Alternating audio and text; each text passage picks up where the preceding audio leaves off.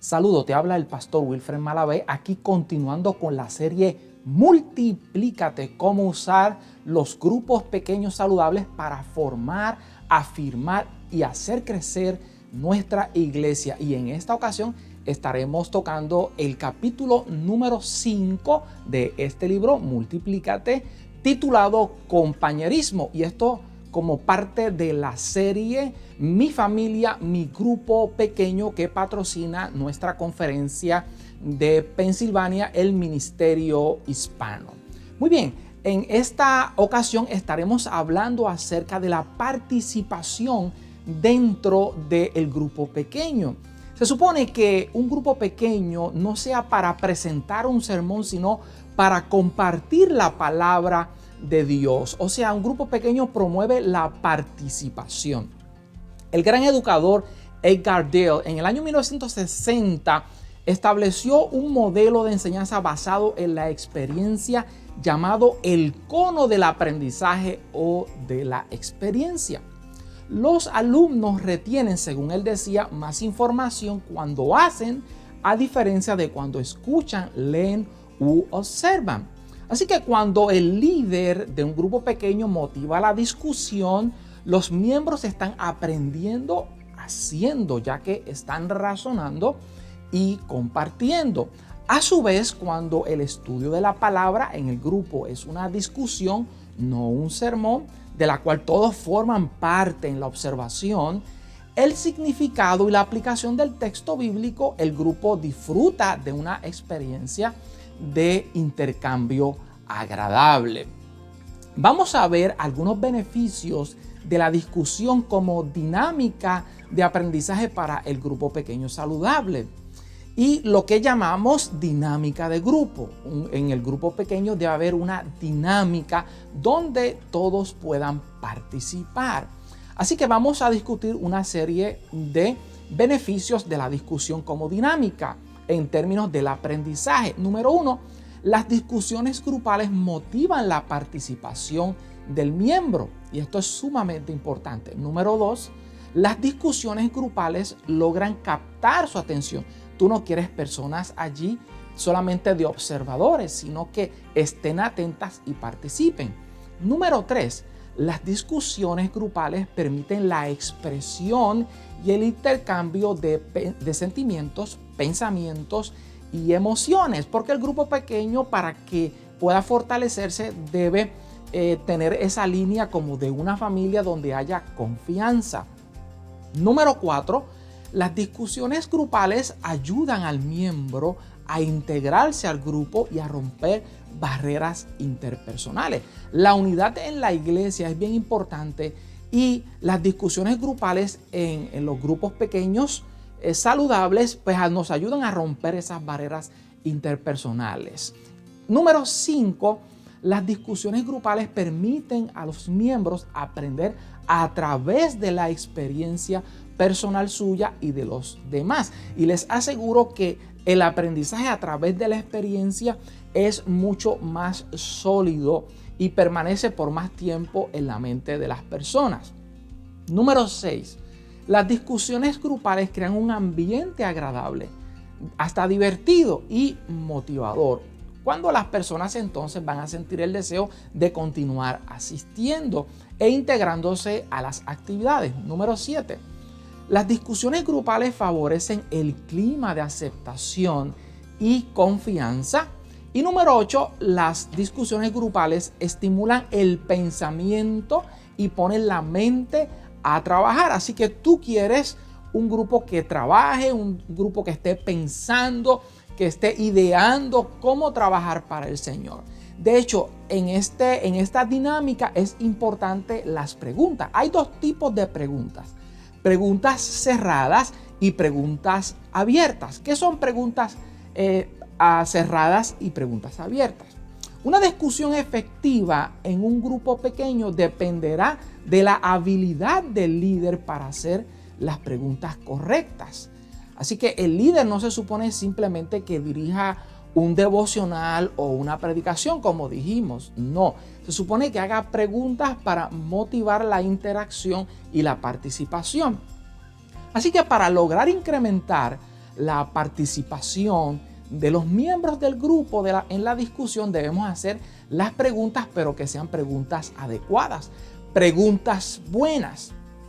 Las preguntas cerradas, en primer lugar. ¿Qué son preguntas cerradas? Las preguntas cerradas son aquellas que solo tienen una respuesta correcta y por lo general son cortas. Por ejemplo, se contesta con sí, con no, bien, mal, etc. Así que las preguntas cerradas deben ser limitadas porque no llevan a las personas a expresarse, sino que tienen una sola respuesta.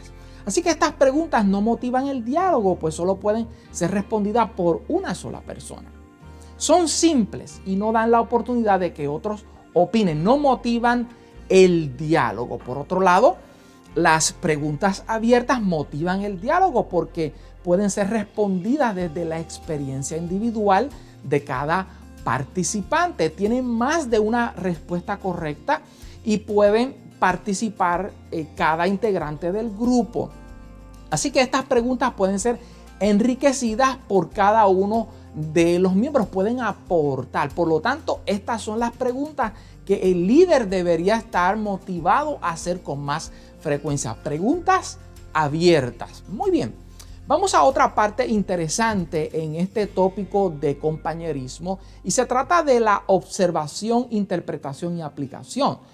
En lo que vamos a tratar en las preguntas buenas o preguntas que son buenas, que debemos hacerle al texto, que debemos hacerle a la discusión de tal manera que pueda haber un aprendizaje provechoso. El educador Terry Powell clasifica las preguntas en 3 categorías para la interpretación apropiada de un texto en una lección de estudios para grupos. Número 1, la observación. Número 2, enfoque interpretativo. Y número 3, conexión con la vida diaria. Las preguntas de observación son aquellas cuyas respuestas se pueden encontrar en el mismo texto. Por lo tanto, es necesario leer y observar el texto. Hay que tomar en cuenta el contexto, que dice antes, que dice después, la idea del texto, qué está diciendo el texto, los comandos, si hay mandatos en el texto, el tiempo, cuándo ocurrió ese pasaje, lo que se está diciendo, esa experiencia, ese relato, el lugar, dónde ocurrió, si hay causa y efecto, si hay consecuencias en términos de lo que se está diciendo, si hay repeticiones, ideas o palabras, el énfasis que se está haciendo, palabras claves, ideas claves, figuras de lenguaje, si hay comparaciones, si hay símbolos, si hay números, los contrastes, si hay actitudes, hay respuestas y clasificaciones, si allí hay seres humanos, por supuesto, hay animales y hay estatus respecto a lo social, respecto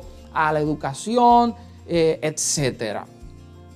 Así que estas son las preguntas de corte de observación y son importantes. Sin embargo, también están las preguntas de enfoque interpretativo. Estas preguntas rebuscan cuál es el contenido ilustrado en el pasaje, va profundo en el pasaje. Claro, las preguntas de tipo de observación son importantes para nosotros entonces pasar a estas preguntas o a este estudio profundo del texto. Así que esta categoría es muy importante porque de ella se deriva la efectividad de la aplicación del texto. Así que el maestro, el líder o el moderador de la discusión debe tener un conocimiento previo de la interpretación del texto.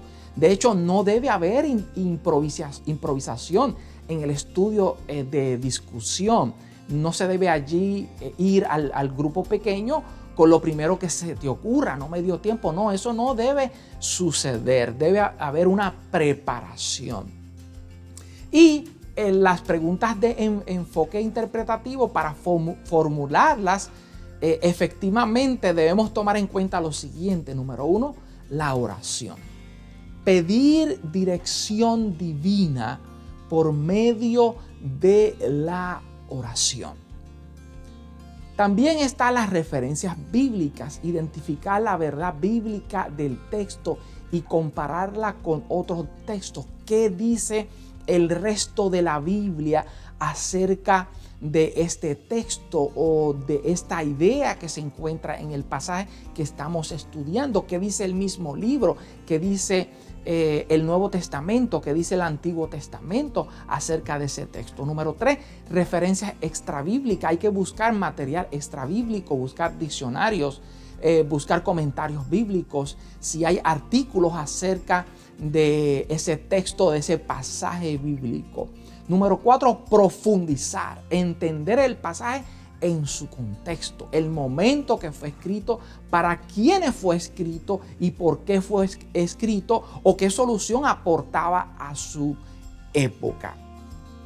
Y finalmente están las preguntas de conexión con la vida.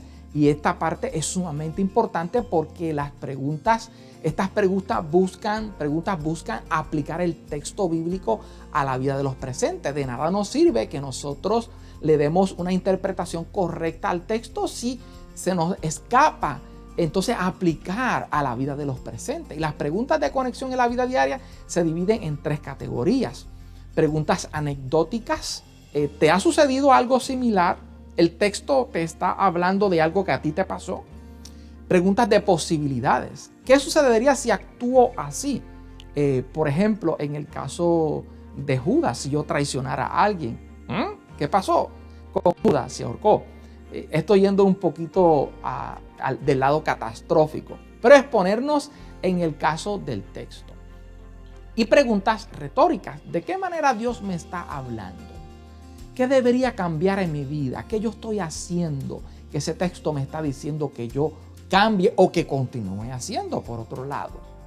Muy bien, recuerda tomar en cuenta los siguientes puntos en la discusión de el texto. Número 1, asegúrate de que la reunión inicie a tiempo y agote cada una de sus partes. La reunión debe ser placentera. Número 2, debes asegurarte de que todos los participantes se sientan integrados.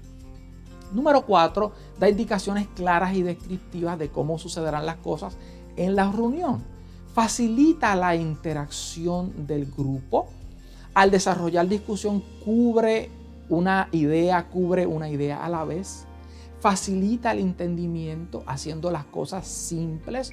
No trates de ser bien complicado o muy teológico. No propicies discusiones conflictivas. Esto es para aprender. Siempre van a haber algunas diferencias, pero que no seas tú el que inicie la discusión. No avergüences a los participantes, aunque estos no contesten correctamente. Y por último, siempre que tengas la oportunidad de retroalimentar, o sea, de buscar un feedback, hazlo. Así que estos han sido estos consejos sobre el compañerismo dentro de un grupo